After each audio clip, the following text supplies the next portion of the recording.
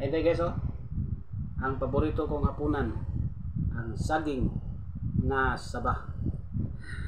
Ito guys, malaking tulong sa aking katawan kasi gumaan ako eh. Medyo nabawasan na yung aking bilbil. Kaya ito yung madalas kong kinakain sa gabi na. Kaya para lagi tayong healthy. Hapunan.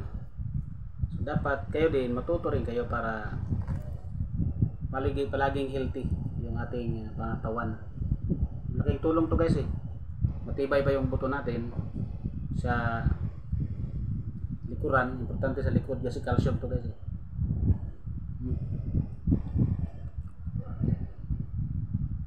Napakasarap, tamis.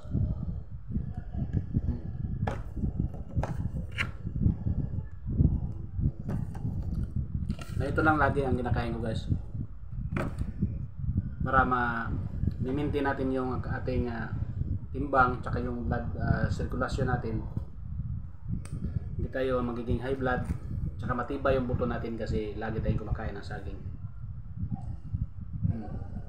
Kaya ito lang pagka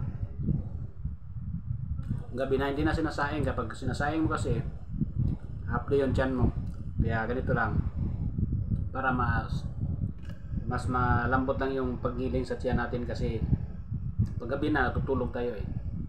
Yung ano natin, yung dito tuka natin nagtatrabaho din para medyo magaan lang kapag itong kinakain. Magaan yung tulog mo, tsaka napakasarap din ng tulog mo kasi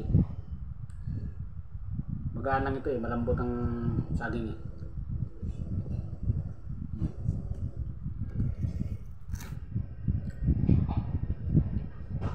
Siguro pag hindi ka sanay pa nito kumain, naninibago ka kasi hindi mo maramdaman ng sobrang busog kasi mas ano lang ito eh, malambot lang sa tiyan to.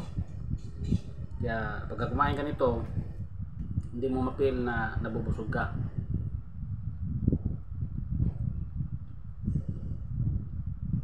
Malaking tulong to guys sa ating katawan. Kaya ito laging kainin natin. Saging na saba. So wag mong prituhin kasi mawala yung kanyang maraming benepisyo sa katawan kapag biniprito mo. At wag mo rin haluan ng kung ano-ano, mga katulad ng sausawan. Wag nang ganyan, ganito lang kasi malakas ito sa ating buto guys eh, calcium. Tsaka dapat araw-araw kumakain tayo nito.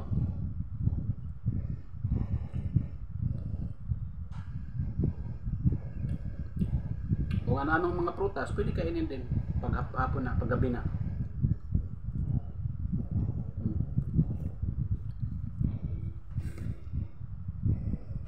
Itong iba medyo bukas na ito tapos mukhang marami na ako naubos. Sa 4 na piraso na, siguro maubos ko itong 8 piraso guys. Sarap naman to eh. Ito lang lagi ang kakainin natin guys.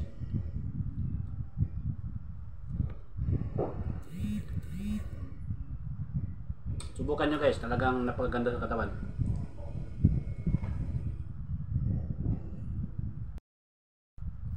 Ito, ang saging na napakamura lang.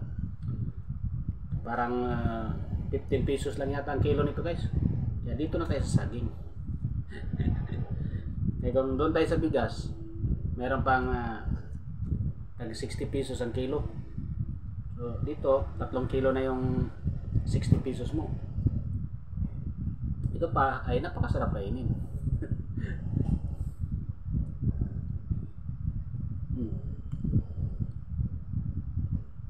Subukan mo to guys, talagang napakasarap talaga.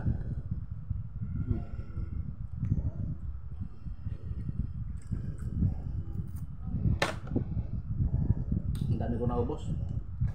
7 piraso.